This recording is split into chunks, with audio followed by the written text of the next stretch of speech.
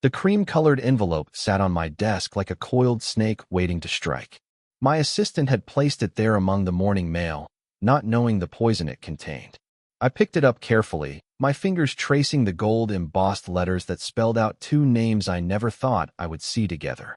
Marcus Rivera and Victoria Ashford request the honor of your presence at their wedding. My heart should have shattered. My hands should have trembled.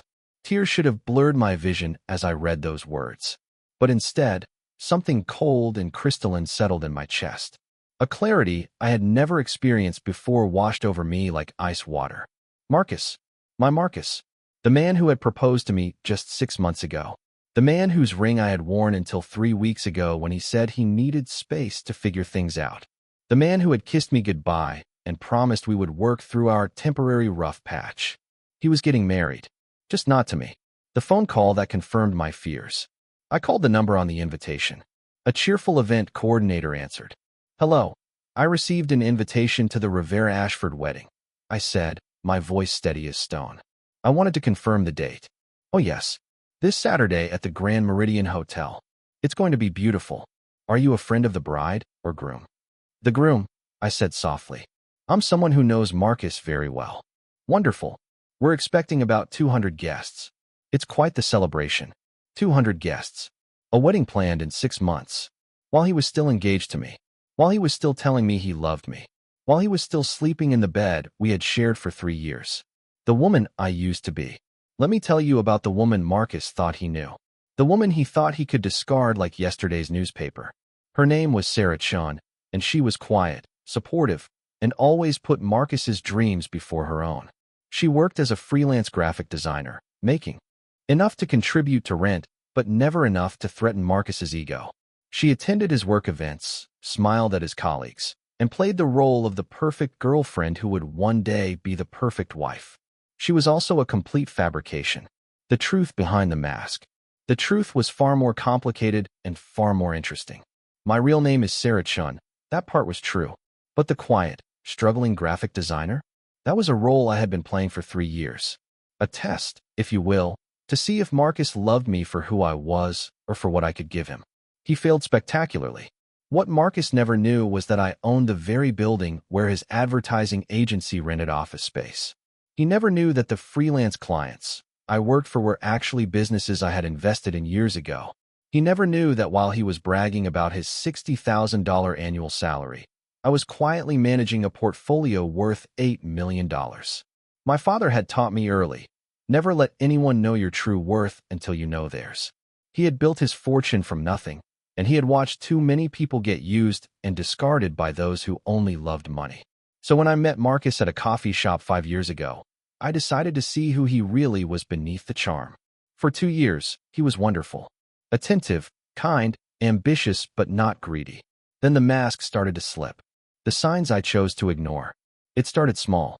Comments about my clothes not being sophisticated enough for his work events. Suggestions that I should aim higher in my career.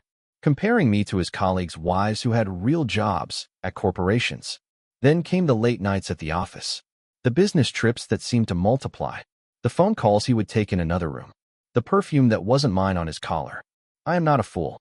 I knew what was happening, but I wanted to see how far he would go, how bold his betrayal would become.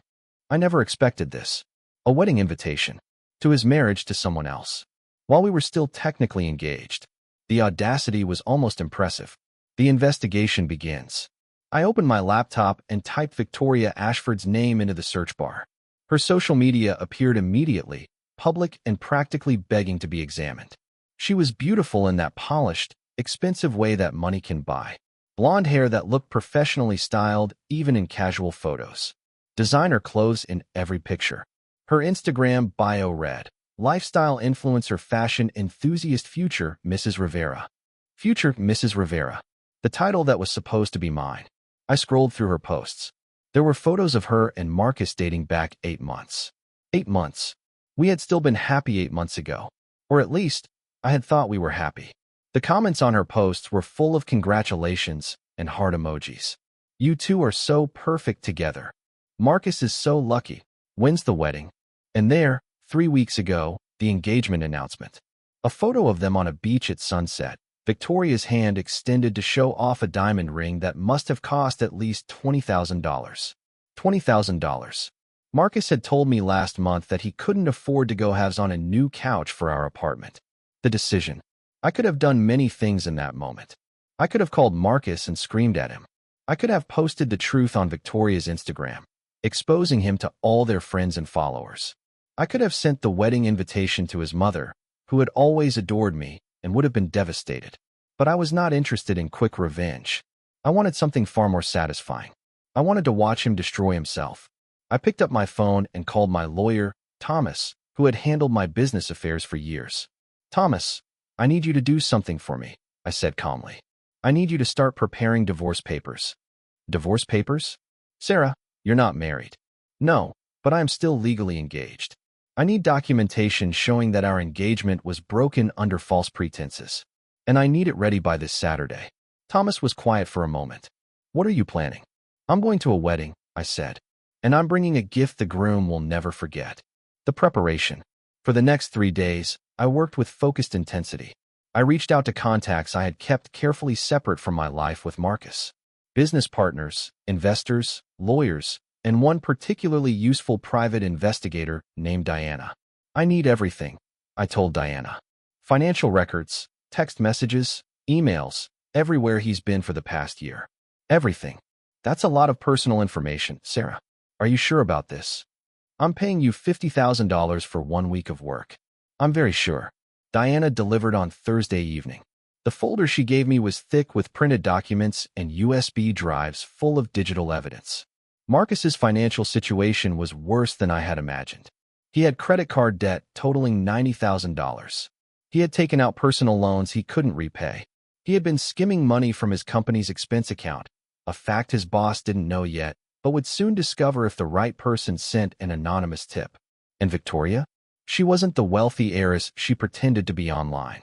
She was broke, living off credit cards and the illusion of wealth, desperately seeking a husband who could fund her lifestyle.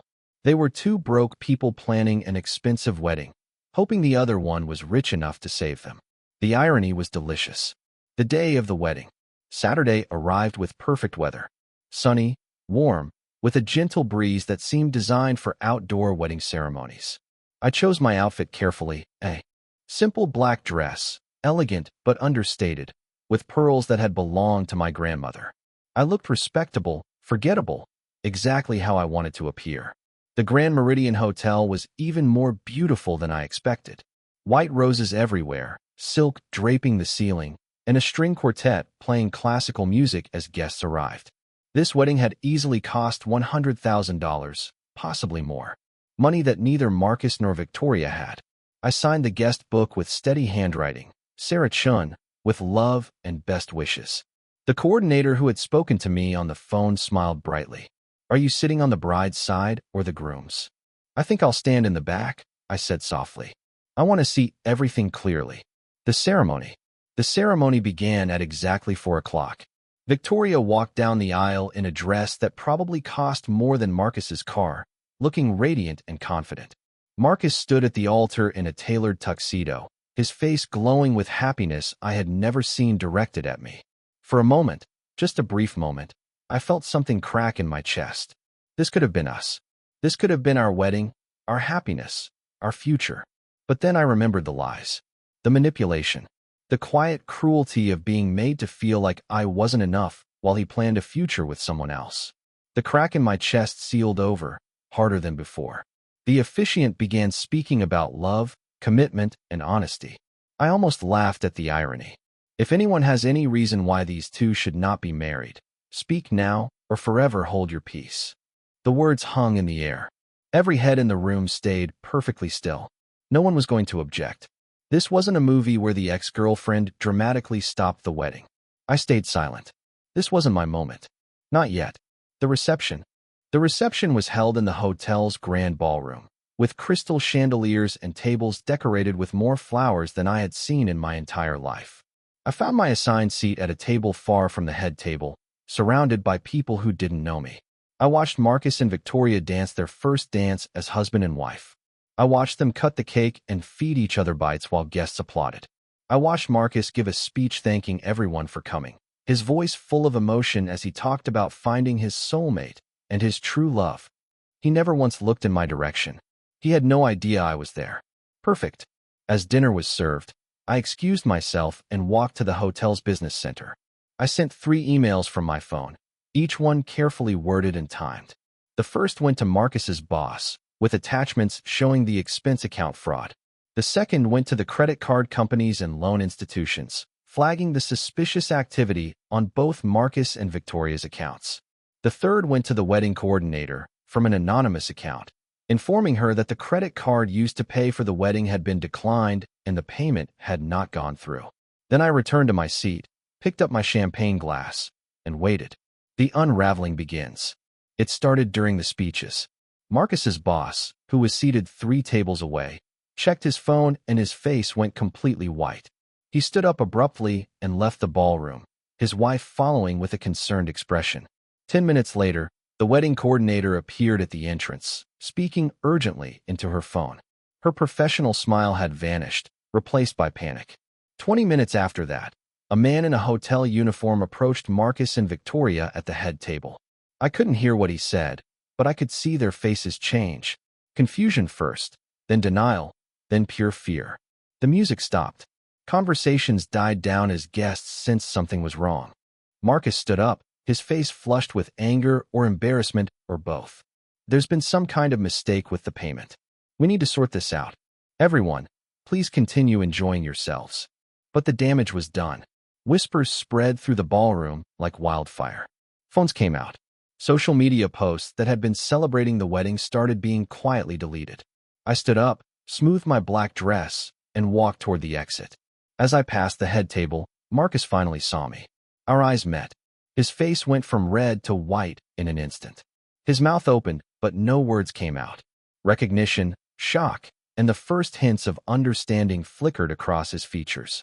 I smiled at him. Not a kind smile. Not a forgiving smile. The smile of someone who knows a secret that will destroy you. Congratulations on your wedding, Marcus, I said, my voice clear and calm. I hope it was worth it. Then I walked out of the Grand Meridian Hotel, leaving chaos in my wake. The real reckoning was just beginning. Sunday morning arrived with gray clouds and the promise of rain, fitting for what was about to unfold. I sat in my penthouse apartment, the one Marcus had never seen, watching the city wake up below me. My phone had been buzzing since midnight with calls from unknown numbers. I ignored them all, except one. Sarah, it's Thomas. You need to see the news. I turned on my television and switched to the local morning show. There, in bright letters across the screen, local advertising executive accused of corporate fraud. Marcus's face filled the screen, a professional headshot that made him look confident and successful. The news anchor's voice was serious as she described the allegations. Expense account fraud totaling over $50,000. Falsified reports. An ongoing investigation by his company. I sipped my coffee and watched without emotion. This was only the beginning. The phone call I expected. My phone rang again. This time, I answered. Sarah. Marcus's voice was desperate, broken. Sarah, please. I know you're there. I know you did this. Did what, Marcus? I asked calmly. I simply attended your wedding. Congratulations, by the way. It was beautiful. Don't play games with me. Everything fell apart the moment you walked out. My boss found evidence of fraud. The hotel says our payment didn't clear. Victoria is hysterical. What did you do? I did nothing but tell the truth. Something you've forgotten how to do. Sarah, please. His voice cracked. I can explain everything. Victoria and it's complicated. But I never stopped loving you. We can fix this. The audacity of those words should have made me angry. Instead, I felt nothing but cold satisfaction. Marcus, let me tell you what's going to happen now, I said, my voice steel-wrapped in silk. You're going to face the consequences of your choices. Every lie you told, every person you hurt, every dollar you stole. It's all coming due. You can't do this to me. I'll lose everything. You already lost everything. You just don't know it yet. I hung up and blocked his number. The private investigator's final report. Diana called me an hour later with her final findings. What she told me was even better than I had hoped. Sarah, you won't believe what I found. Marcus has been running this scam for over a year. He's not just stealing from his company. He's been taking money from his parents, telling them he's investing it for them. He borrowed $30,000 from his best friend for a business opportunity that never existed. And Victoria? She's being investigated for insurance fraud. She claimed her car was stolen last year and collected the payout, but the car is actually parked at her mother's house. These two are perfect for each other, I said dryly. There's more. The wedding venue is threatening to sue them for the unpaid balance of $90,000. And get this, Victoria's wedding dress was rented, not purchased. She's supposed to return it tomorrow, but she can't afford the rental fee now that her credit cards are maxed out. I smiled. How much does she owe on the dress? $12,000. Buy it, I said.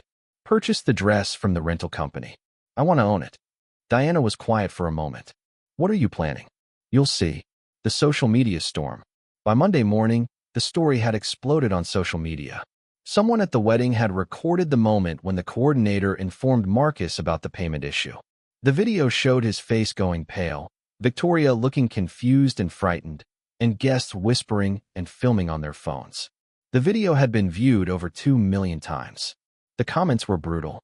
Imagine having a wedding you can't afford and getting exposed in front of everyone. The bride's Instagram is full of fake designer bags. I knew something was off. I heard the groom was engaged to someone else 6 months ago. What a mess. Victoria's carefully curated Instagram empire was crumbling. People were posting side-by-side comparisons of her designer photos with evidence that the items were knockoffs. Her follower count was dropping by thousands every hour. Brands that had given her free products were demanding them back. Marcus had deleted all his social media accounts. The visit from Victoria. Tuesday afternoon, my assistant buzzed me. Ms. Chun, there's a Victoria Ashford here to see you. She doesn't have an appointment, but she says it's urgent. I smiled. Send her up. Victoria looked nothing like the confident bride from Saturday. Her hair was pulled back in a messy ponytail. She wore jeans and a sweater that had seen better days. Her eyes were red from crying, her face free of the perfect makeup she usually wore. She looked young, vulnerable, human. Sarah, she said uncertainly. You're Sarah Chen? I am. Please, sit down. She sank into the chair across from my desk, looking around my corner office with wide eyes. Floor-to-ceiling windows overlooking the city. Original artwork on the walls.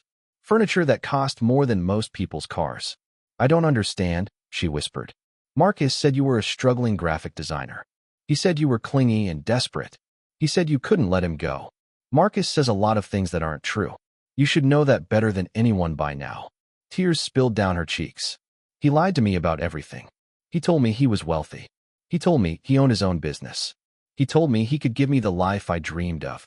And you believed him because you wanted it to be true, I said, not unkindly. Just like I believed him when he said he loved me. Did you do this? She asked, her voice barely above a whisper. Did you destroy our wedding? Did you ruin his career?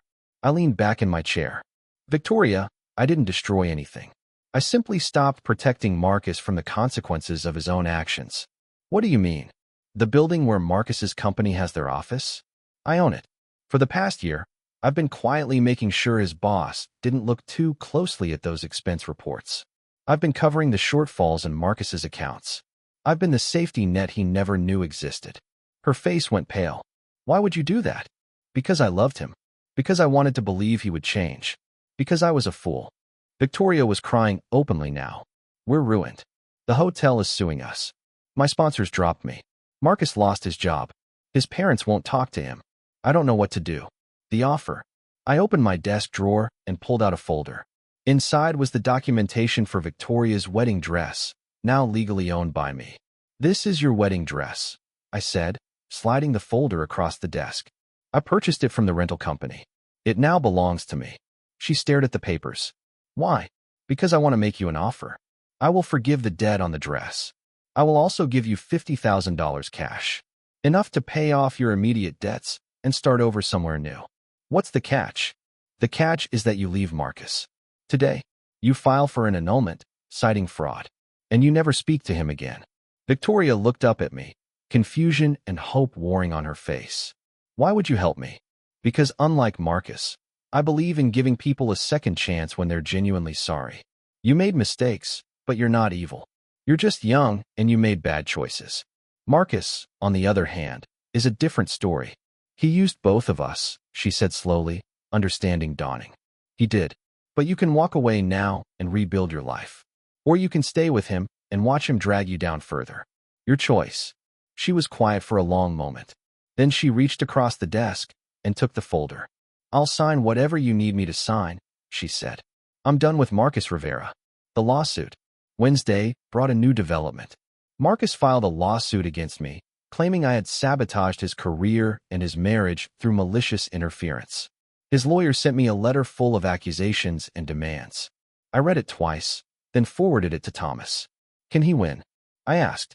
Thomas laughed. Sarah, he has no case. You didn't force him to commit fraud. You didn't make him lie to Victoria. You didn't create his debts. All you did was stop covering for him. That's not illegal. That's called reality. So what do I do? Nothing. Let him waste money he doesn't have on a lawsuit he can't win. Or better yet, let me send him a countersuit for the 3 years of financial support you provided him without his knowledge. What financial support? Sarah, you've been subsidizing his lifestyle for years. The rent on your shared apartment? You paid 80% of it while he paid 20%, but he thought you split it 50-50. His car payment? You paid it twice when he was short. His mother's medical bills last year? That anonymous donor was you. I have records of everything. I had forgotten about most of those things. They had seemed insignificant at the time, just ways to help the man I loved without bruising his ego. Send him the countersuit, I said. I want him to understand exactly how much he owes me. The breaking point. Thursday evening, Marcus showed up at my apartment building. Security called me before letting him up. Ms. Chun, there's a Marcus Rivera demanding to see you. Should we escort him out? I thought about it. Part of me wanted to never see his face again. But another part, the part that had loved him once, needed closure. Let him up. He looked terrible when I opened the door. Unshaven, hair messy, wearing clothes that looked slept in. His eyes were wild with desperation and what might have been the early stages of a breakdown. Sarah, please, he said before I could speak. Please, just listen to me. You have 5 minutes. He stepped inside, looking around the penthouse with disbelief. This is where you live? All this time, you had all this, and you lived in that tiny apartment with me. I lived there because I wanted to see who you really were. Turns out, I learned exactly what I needed to know. I made mistakes. I know that. But Victoria meant nothing to me. She was just something exciting and new.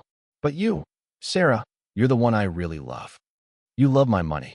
You love what I can do for you. You never loved me. That's not true.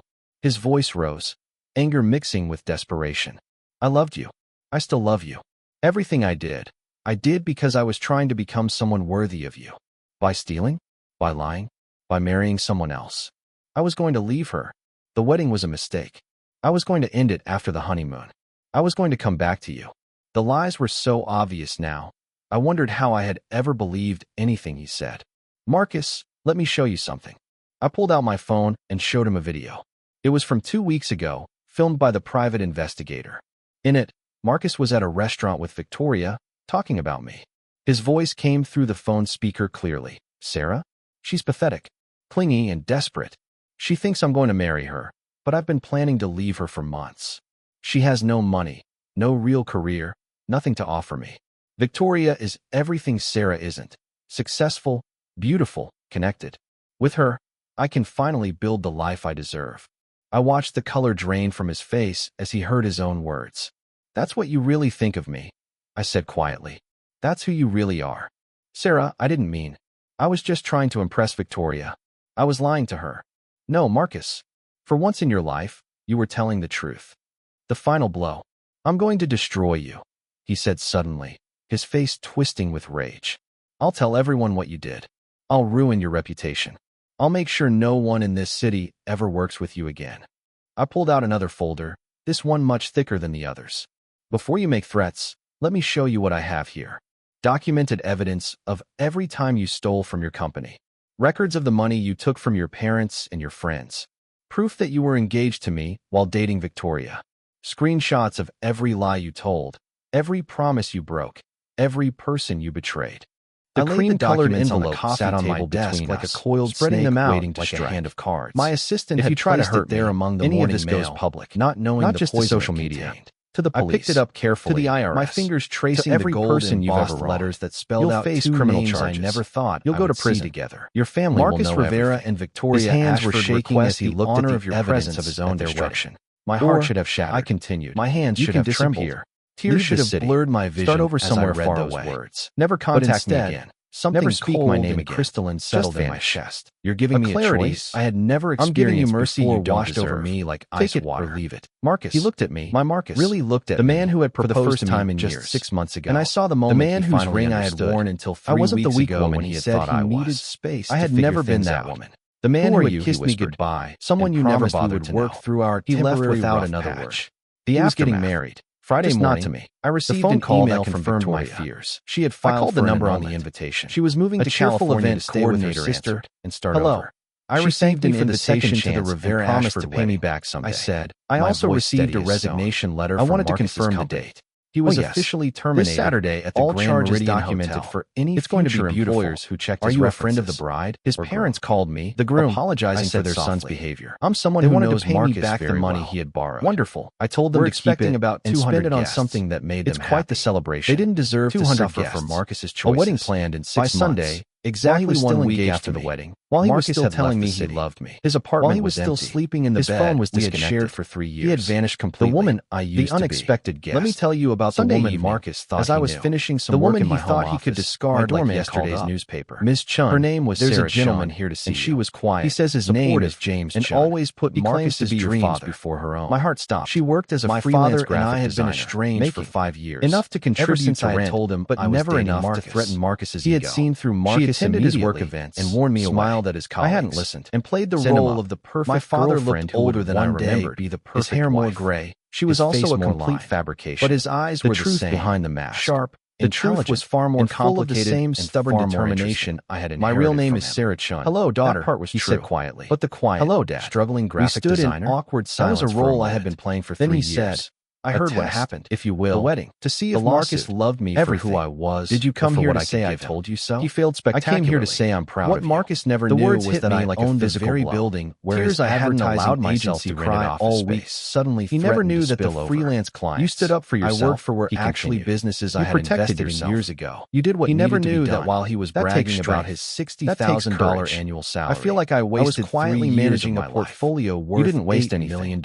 You learned. My father had taught me early. You became strong. Never let anyone know your true worth. That's wisdom. You know theirs. He stepped forward, built his fortune into a hug, and he had watched too many people get used and discarded. Come home for dinner those who only loved money. Your mother. So when I met Marcus at a coffee shop 5 years ago, I decided to see who he really was. I stood at my window looking out at the city lights. For 2 years, somewhere out there, Marcus was starting over with nothing. Ambitious, Victoria was on a plane to California. Then the mask started for a fresh start. The signs I chose to ignore. Stronger, it started wiser than I had ever been. Comments about my clothes, the revenge was complete. Sophisticated justice had been served. Events, but more suggestions that I had reclaimed myself in my career. 1 year later, comparing me to his colleagues' wives, the grand ballroom of the Metropolitan Hotel sparkled. Then came the late nights in the office. Crystal chandeliers that cast warm light over women calls he would take in another room, and men in perfume that wasn't mine on his collar. Waiters circulated with champagne. I knew what was happening, and hors d'oeuvres while but I wanted to see how far he would go. Soft classical how bold music. His betrayal would become. This was the annual charity gala for women's business education. A wedding invitation, and this year, to his marriage to I was the guest of honor. While we were still near the entrance in a midnight the audacity that had cost more than Marcus's the investigation begins. Greeting guests. I opened my laptop and typed Victoria Ashford's name into the search bar. Her social media appeared immediately, while my mother chatted with other donors about the foundation we had started together. She was beautiful and 1 year ago. I had walked out of a different ballroom, leaving behind a wreckage of professionally styled life, even in casual photos. Tonight, designer clothes honored for my contributions to helping women build their own businesses, lifestyle influencer, fashion enthusiast. Future. The irony was not lost on me. Future Mrs. Rivera, you look the title that was supposed to be mine, said Margaret. I scrolled through her posts. One of the city's most photos of her and Marcus dating back 8 months. I heard your company just closed a major deal. We had still been happy 8 months ago. 15 million, or at least 18 million. We were happy. I corrected. The comments on her posts were converting the old warehouse district into a mixed-use development. You two are so with affordable housing and small Marcus is so lucky. When's the wedding? You know. My daughter is starting her own engagement announcement. I'd love for you to photo of them on a beach at sunset. This was my life now. Victoria's hand extended to show off a genuine connections with people who saw my value. $20,000. No more hiding. $20,000. No more pretending to be less Marcus than I had was. told me last The month that he unexpected couldn't arrival. afford to go have I was on a accepting new a glass couch of for our champagne apartment from a the passing decision waiter when I saw I could her. have done many Victoria things in that Ashford moment. walked into the I could have called ballroom wearing a Marcus simple screamed at but him. elegant I could have black toasted dress, the truth her on blonde Victoria's hairstyle Instagram in a professional exposing him updo. to all She their looked friends different and from the followers. Instagram influencer I could have sent I the had met a wedding year invitation ago. to his More mother, mature, who had more always confident, adored me, more and real. would have been devastated. Our eyes met across But I the was room. not interested in For a quick moment, revenge. I wasn't sure I wanted if she would something far approach more me. satisfying. Then she smiled I wanted to nervously watch him and destroy walked himself. over. I "Sarah," picked up my phone she said and called quietly. my lawyer. "I wasn't sure Thomas, if you'd want to who see had me handled here." my business affairs "Victoria, for years. this is a Thomas, surprise. I need I you know. to do something I'm for here me," with my boss, I said calmly. I work for "I her need you to marketing start firm in preparing divorce California. papers." She gestured to a Divorce woman papers? across the room Sarah, who was you're deep not in married. conversation with No, other guests. but I am still legally When she told me we were engaged. coming to this I need gala, documentation I almost showing backed that our out. engagement But then was I broken thought, under maybe false I need to pretenses. face this. And I need Face it you. ready by this How have you Saturday. been? Thomas I was asked, quiet for genuinely a moment. curious. "What are you planning?" Better. "Much I'm going better, to a wedding," actually," I said. Her eyes were And clear I'm bringing and a honest. gift the groom "I will paid you never back, forget. by the way. The The preparation. $50,000. For the next It took 3 me days, the whole year. I worked but with I transferred focused the intensity. last payment I reached out to yesterday. contacts I I had had kept received the carefully money in separate small from my life deposits with Marcus over the past 12 business months. partners, always from an Investors, account lawyers, in California. and one I had known it particularly was useful her, private but I hadn't investigator expected her to named actually Diana. complete the I repayment. need everything. "You didn't I have told to do Diana. that." I "Financial said. records." Yes, I did. "Text messages." You gave me a second emails, chance when I didn't everywhere deserve he's it. been for the past That year. money was my way Everything. of proving to myself That's a lot that of I could personal be better information, than I Sarah. was. Are you sure Victoria's about this? story. We I'm moved paying to you a $50,000 $50,000 for for 1 week of work away from the crowd. I'm very sure. Tell me about Diana California. delivered on I said. Thursday evening. Victoria's The folder face she lit gave up. me was thick It's with been printed hard, but documents good. and I USB deleted drives all my full social of media digital accounts. evidence. Started Marcus's over financial completely. situation I got a was job worse as a than I had junior imagined. marketing associate. He had credit making card barely debt enough totaling to pay rent. $90,000. But I was actually working. He had taken out personal actually loans he contributing couldn't something repay. real. He had been instead of skimming just money from his pretending for company's photos. expense account. That must have A been fact quite his an boss adjustment. didn't know yet. It was But humbling. would soon discover I had if to the learn right who I person really sent was without an the anonymous filters tip. and the And fake Victoria? designer bags. She and wasn't the lies. wealthy heiress Turns she out, pretended to I'm be pretty good at online. marketing She when was I'm not broke, spending all living my off time credit trying to cards market and the illusion of wealth. myself. Desperately She pulled out her seeking phone a husband and showed me who could pictures. fund her lifestyle. Victoria in a They were small two apartment, broke people laughing planning with an roommates. expensive wedding. Victoria Hoping at a the other company one was picnic, rich enough holding to a save them. softball.